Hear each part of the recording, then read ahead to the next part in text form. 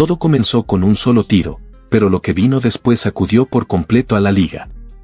Antes incluso de su debut profesional, Caitlin Clark ya estaba redefiniendo el negocio del baloncesto, contratos millonarios, expectativas desbordadas y ejecutivos tomando decisiones incómodas.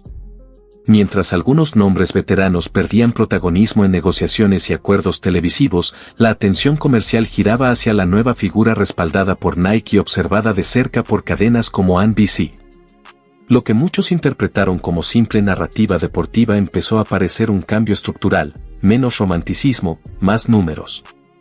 La llegada al WNBA tras el WNBA Draft no solo atrajo reflectores, sino audiencias masivas y un interés que la liga llevaba años buscando.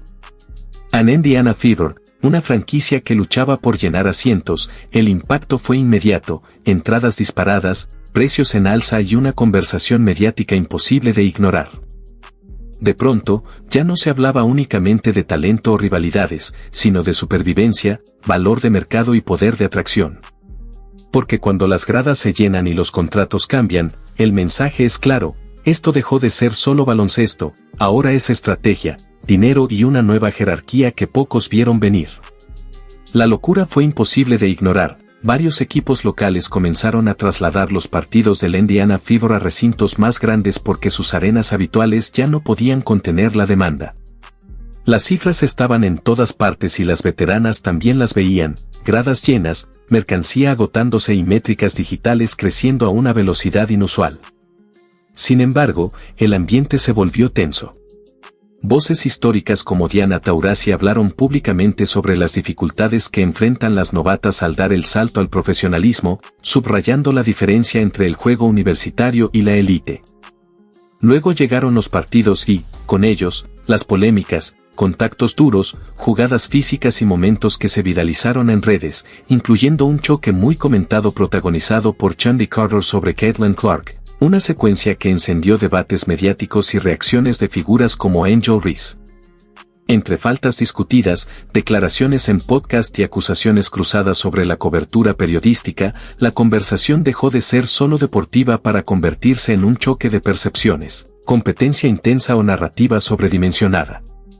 Lo que nadie cuestionaba eran los números. Antes de esta nueva ola de atención, las transmisiones de la WNBA rondaban audiencias mucho más modestas. Y el contraste empezó a alimentar una discusión incómoda sobre fama, mercado y protagonismo. Los contrastes se volvieron imposibles de ignorar. Antes, varios partidos de temporada regular de la WNBA apenas reunían audiencias modestas, con arenas a medio llenar y limitaciones logísticas evidentes. Después, la conversación cambió por completo. Con la irrupción mediática de Caitlin Clark, los boletos comenzaron a agotarse con semanas de anticipación. Los precios se dispararon y la mercancía se convirtió en un motor de ingresos sin precedentes, mientras las cadenas y plataformas evaluaban el nuevo valor del producto. Ejecutivos, propietarios y anunciantes tomaban nota, midiendo qué narrativas conectaban con la audiencia y cuáles generaban fricción. En ese contexto, el anuncio de febrero de 2025 sacudió el panorama. NBC comunicó un acuerdo histórico de derechos con la NBA y la WNBA, una operación de miles de millones que redefinía prioridades de cobertura y exposición. Las expectativas apuntaban a las leyendas consolidadas, pero la estrategia sorprendió a muchos. La nueva figura apareció en segmentos de alto perfil, compartiendo pantalla con nombres icónicos como Vince Carter y Carmelo Anthony, e incluso entrando en el análisis de superestrellas como LeBron James y Stephen Curry. El mensaje implícito era claro: ya no se trataba solo de tradición o jerarquías deportivas, sino de alcance, mercado y de quien logra capturar la atención en la economía moderna del deporte. La señal fue contundente y difícil de ignorar. En la nueva ola promocional, nombres históricos como Breanna Stewart y Diana Taurasi apenas aparecían en el material principal de NBC, una decisión que encendió debates dentro y fuera de la liga. Tras invertir miles de millones en derechos de transmisión de la WNBA, la cadena pudo haber construido campañas centradas en la historia, los campeonatos y las leyendas, pero la estrategia tomó otro rumbo. La visibilidad más agresiva recayó en Caitlin Clark, cuya presencia dominó carteles, anuncios y piezas digitales. Lejos de ser improvisación, el movimiento respondió a pruebas de mercado y métricas de interacción con aficionados casuales, donde el reconocimiento y la respuesta del público se inclinaban de forma abrumadora. En plataformas como Peacock, los indicadores de clics, comentarios y compartidos reforzaban la misma narrativa. Cuando la atención se asociaba a Clark, el alcance se disparaba; cuando no, el interés se enfriaba. Para los ejecutivos, el mensaje de los datos era directo: audiencia, ventas y conversación, evidenciando un cambio de lógica en el negocio deportivo moderno, donde la tradición pesa, pero la atracción medible suele decidir el protagonismo. Las cifras empezaron a pintar un panorama imposible de ignorar. Reportes de analistas y cronistas como The West destacaban picos extraordinarios en ventas de camisetas del Indiana Fever, mientras la asistencia en casa y como visitante mostraba saltos poco habituales. En las transmisiones, la atención se concentraba en Caitlin Clark, y las métricas internas de audiencia, incluidas mediciones minuto a minuto atribuidas a NBC, alimentaron la percepción de que ciertos partidos generaban comportamientos de consumo muy distintos según quien estuviera en la cancha. En Peacock, la conversación sobre reproducciones y participación digital reforzaba la idea de una brecha llamativa entre encuentros con alta expectativa y otros con tracción más moderada, un contraste que intensificó debates sobre el histórico énfasis de la WNBA en el valor colectivo frente al peso de las figuras individuales. Paralelamente, las discusiones laborales y económicas volvieron al centro del escenario. La asociación de jugadoras y los propietarios cruzaban posturas sobre reparto de ingresos, salarios y condiciones de viaje, en un contexto donde la sostenibilidad financiera de la liga ha sido objeto de análisis durante años y donde el respaldo estructural de la NBA suele mencionarse en el debate público.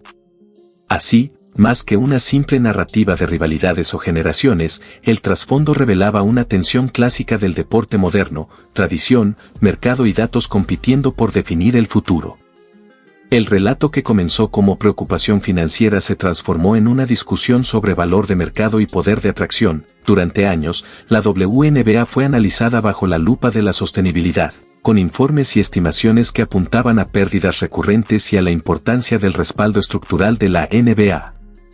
Luego llegó la explosión mediática alrededor de Caitlin Clark, y el debate cambió de tono: patrocinios al alza, mercancía rompiendo marcas internas y franquicias como el Indiana Fever experimentando un salto de atención poco habitual. En paralelo, las negociaciones laborales añadieron tensión, con la asociación de jugadoras y los propietarios discutiendo salarios base, reparto de ingresos y condiciones de viaje, mientras ejecutivos de medios como NBC y plataformas como Peacock observaban cada métrica de audiencia e interacción.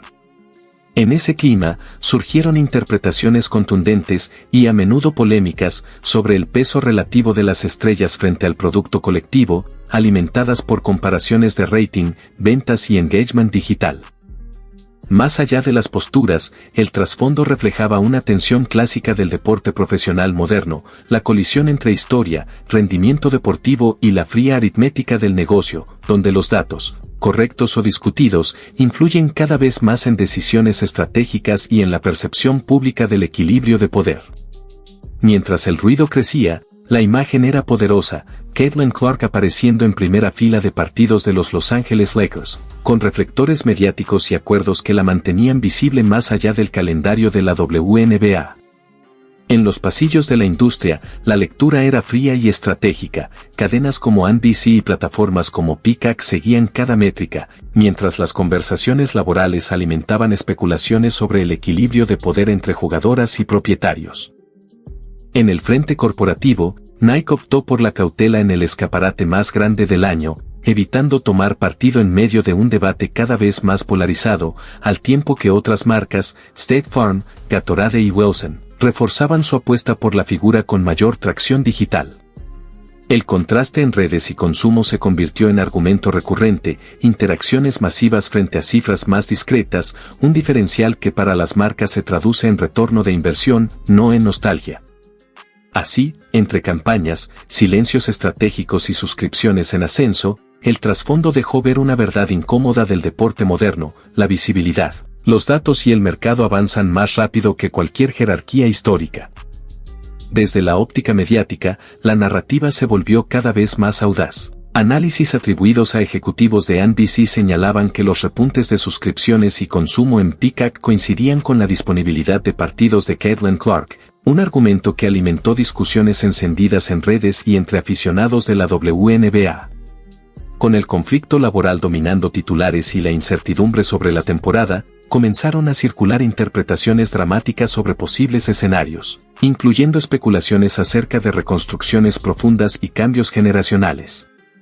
En paralelo, la visibilidad de Clark en entornos vinculados a la NBA reforzaba la percepción de que su proyección mediática ya no dependía exclusivamente del calendario de la WNBA, intensificando el contraste con jugadoras cuya exposición pública se asocia casi por completo a la competición. Más allá del tono hiperbólico que suele dominar estas conversaciones, el trasfondo revela una dinámica conocida en el deporte profesional moderno, cuando la continuidad de la temporada entra en duda, la atención, los patrocinios y el flujo comercial se convierten en variables críticas y la dependencia de la exposición televisiva o digital puede redefinir, para bien o para mal, la posición de atletas y organizaciones. Las conversaciones en voz baja empezaron a reflejar una inquietud más profunda. En medio de la incertidumbre que rodea a la WNBA, algunas veteranas, según la narrativa dominante en redes y tertulias deportivas, habrían comenzado a reevaluar estrategias y posturas, conscientes de que la economía del deporte moderno rara vez espera a nadie. La figura de Caitlin Clark se convirtió en el eje de un debate mucho más amplio que una sola jugadora o una sola temporada. Audiencia, patrocinios, calendarios y contratos televisivos comenzaron a analizarse bajo la lógica del impacto medible. Para muchos observadores, el fenómeno expuso tanto oportunidades como riesgos, porque construir atención masiva alrededor de una estrella puede acelerar el crecimiento, pero también amplifica la vulnerabilidad ante lesiones, cambios de rumbo o simples ciclos de carrera. En paralelo, la comparación inevitable con la NBA alimentó otra reflexión. Mientras algunas ligas se sostienen sobre constelaciones de figuras, otras enfrentan la presión de capitalizar picos de interés concentrados. Más allá de la exageración típica de los discursos virales, el trasfondo deja una lección incómoda y persistente en el deporte profesional. La historia y los logros pesan, pero el mercado premia lo que genera atracción hoy. Y para la nueva generación que observa desde la antesala, el mensaje parece claro: ya no basta con rendir en la cancha, también hay que conectar con la audiencia, la narrativa y el negocio que rodea al juego. El juego cambió y nadie pudo detenerlo. Las veteranas intentaron frenar la marea, pero fracasaron. Hace 22 años, Caitlin Clark era apenas una estrella universitaria con un tiro de tres letal. Hoy, es la fuerza que redefine el poder en la WNBA y deja a veteranas fuera de escena. Las decisiones de NBC no responden a crueldad, sino a números claros. Cuando una sola jugadora genera más valor que toda una generación combinada, la elección se vuelve evidente. Las veteranas tuvieron su oportunidad de apoyarla y crecer juntas, en cambio, intentaron derribarla y terminaron enterrándose a sí mismas. Ahora, mientras ellas se quedan en casa, Clark ocupa primera fila en partidos de la NBA, los propietarios no regresan a rescatarlas y las cadenas no reconsideran su postura. El negocio siguió adelante y la lección es clara: luchar contra el éxito propio puede costar caro. La liga ya no pertenece a las veteranas, pertenece a la jugadora de Iowa que no pudieron vencer y apenas está comenzando.